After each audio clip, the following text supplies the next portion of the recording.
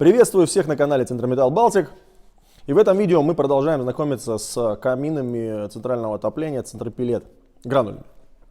В прошлом видео мы рассмотрели все элементы панели управления, что они делают и как. А сегодня мы чуть-чуть углубимся и зайдем в меню и посмотрим, что там внутри. Чтобы попасть в меню, нажимаем кнопочку Set. И появляется первая закладочка Select Season. Это выбор сезона. И в нем у нас есть два варианта. Зима, лето. В режиме зима камин работает через переключалку на отопление, либо на производство ГВС, горячего водоснабжения. В режиме лета только на горячее водоснабжение. Но это при наличии, соответственно, переключательного клапана, который переключает потоки нагрева. Выбираем зиму. В данный момент кнопочкой «Включить-выключить» выходим на предыдущее меню. Следующее, номер 2, это Set Clock. Это установка часов. Нажимаем Set. И видим, выбираем сначала день недели,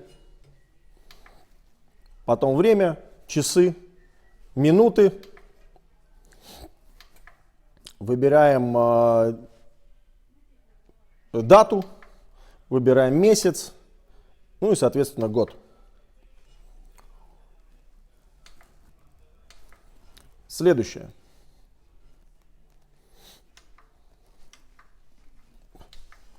Следующее. Это Chrono. По поводу этого раздела мы снимем отдельное видео, потому что этот раздел довольно большой. Это календарь. То бишь в этом разделе вы можете выбрать работу по дням недели с 3 режимами включения, 3 режимами выключения. Так как подраздел довольно объемный, мы про него снимем отдельное видео. Следующее. Меню номер 4. Это Select Language. Это выбор языка.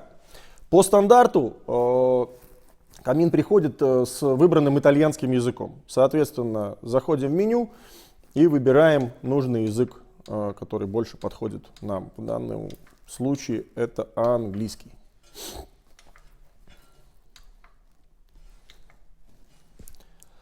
Так. Меню номер 5. Mode Standby.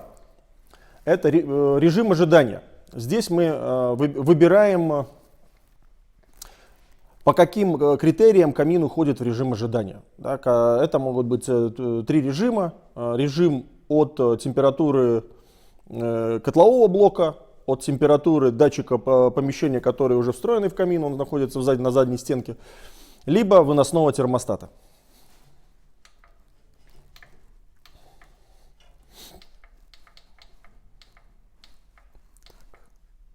Меню номер 6. Mode Buzzer.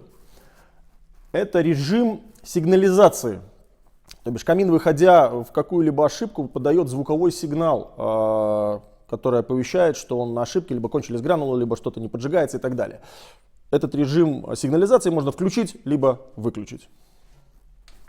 Меню номер 7. Load Initial. Что означает первая загрузка? Выбрав это меню, мы можем у нового камина произвести первую загрузку заполнения шнека. Мы сейчас попробуем это сделать. Нажимаем Set, нажимаем вверх.